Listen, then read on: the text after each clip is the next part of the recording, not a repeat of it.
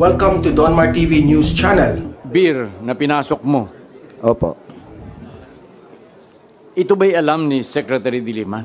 Siyempre po. Bakit Alam mo niya po nasabing kasi siyempre? Ang 300 boxes po, mabintak po ng 3 milyon din po.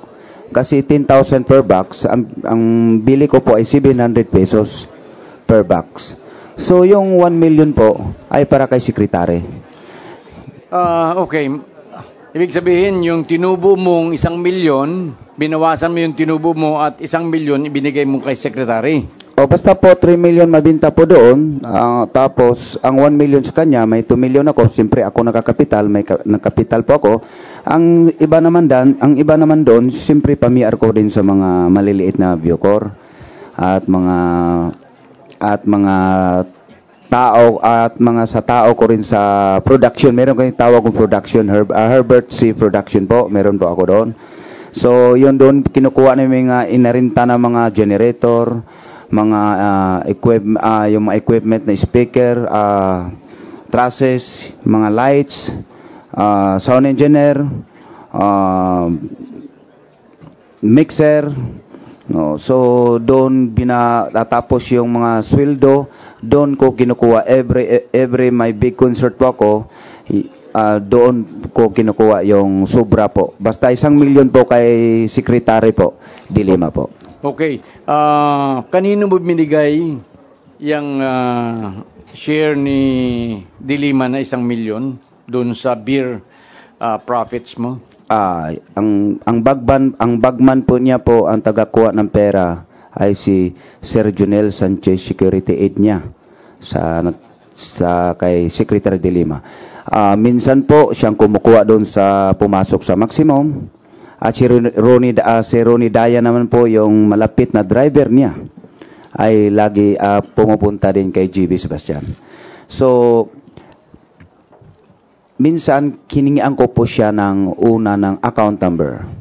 Sabi ni Sir Jonel, ay hindi kasi malaking pera na yan. Lalo na sa 3 milyon. Kasi sabi ko, alam mo sir, sa ginawa niya itong kita-kita, pera to ilalabas ni Ray. At least paglabas ni Ray, yung talent manager ko, diretso na sa bangko. Kung BDO ba, wala, hindi daw pwede magbigay. So, minsan pa po, nabubushit po ako doon sa Sir Jonel na yan, ay kumukuha ng 3 milyon, 1 milyon. May isang time nga, naghingi pa na siya panggasolina at pagkain daw. Sabi ni sa akin ni Ray, Manoy, nagpahingi siya ha? Bakit hindi pa siya binibigyan yung 3 milyon, 1 milyon? Kagrabe naman yun, ang kapal namang mukha yung tao na yan. So, di ba? Sabi ko, kasi siyempre 3 milyon, 1 milyon. Tapos, yun, naghingi ng 20,000, Your Honor. Ang sabi ko, bigyan mo lang 5,000 yan. Binigyan ng 5,000. Pinadala sa Palawan. Iyon po, may hawak po kaming resibo, nagpapatunay nga mayroon kaming resibo nga Palawan. Ang pangalan po sa resibo po, Junel Sanchez. Ang napapadala po ang aking talent manager nga si Renanti Diaz po. Nasaan yung resibong yun? Attorney, ang resibo.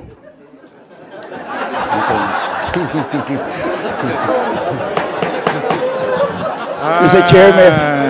Gentlemen, ladies and gentlemen, let us just maintain order and silence. Let's avoid itong mga tawanan para mas mabilis yung ating proceeding. And now we have this incident kanina. And now we just saw a news item quoting Speaker Alvarez saying that somebody must be out to silence Sebastian. Ano na naman ang mga implication nila? Kakagawan ko na naman yan. Sila ang nagigipit sa akin. Masyado na nila akong ginigipit, inaapi, tapos ganyan pang gagawin nila. Lahat na lang sinisisi sa akin. And they call themselves men. Ganyan ba mga lalaki? They're cowards. They're fools. And they're liars. That is the bunch of officials that we have now. Yan, yung mga istorya rin. I just saw yung mga ano rin, mga feeds. Ano yung kanina? Ano naman ito? Peter Ko, Tony Ko, and Vicente C. were reportedly using shabu inside the cell of Peter Ko. Inmate Edgar Cinco witnessed the three using drugs and reported them to Dongail, Clarence Dongail. Isa rin po yung Bilibid 19, another inmate who is a police major. Dongail told them to stop and warn them of the consequences. So, sobra naman ang pagtingin nila sa atin. Tama naman natin na maniniwala tayo sa mga ganyang istorya. Bilibid 14 is supposed to be the most guarded facility now. Nandyan yung mga SAP. Tapos gagawa ng istoryan ganyan na nagsasyabu kaya nagkarayot.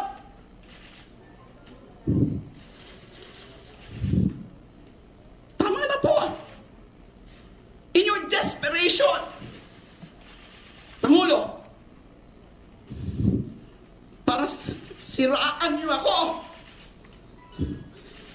hindi niyo na iniisip kung ano na yung nagiging itsura niyo sa mata ng bayan at saka sa mundo. Kayo na po ang pinagtatawanan. Hindi po ako. Inosente po ako. Tama na, nagkakamali na kayo. Iba-iba na yung mga version nyo, iba-iba na yung mga istorya nyo. Kung ano-anong mga iniimbento nyo, katulad nung kahapon na naman, ano naman 300 million na yan. Tama na po. Sino mga susunod nilang gigipitin? Sino mga susunod nilang gagawa ng kwento? Sino mga buhay ang sisirain nila? Sino yung mga privacy ng mga sisiraan? Mga former staff ko, mga former officials ko. Nilalapitan nyo na po lahat. Alam ko po yan, nakakarating po sa kanila mga sumbong nila sa akin. And I feel so helpless. I cannot even help them with lawyers.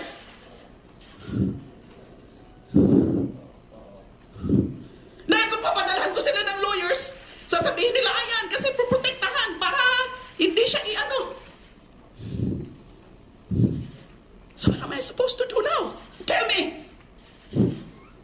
I'm not going to leave this country and escape anything because there is nothing to escape from. May mga nag-a-advise na sa akin, namang well-meaning friends. Mag-isip-isip ka na, Laila, kasi kaka-announce din nga ng Pangulo na ikukulong ka na daw talaga. Maghanap ka na ng asylum. Why should I do that? I want to fight here in my country. Di ba ako tuwag? Dahil wala pa akong kasalanan. Yung mga nagtatago lamang.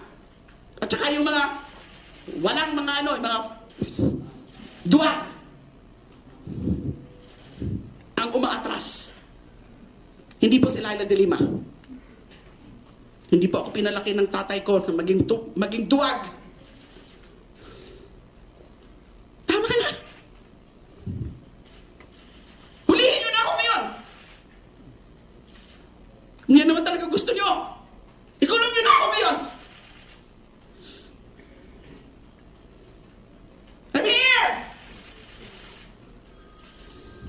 Do what you want to me, Mr. President.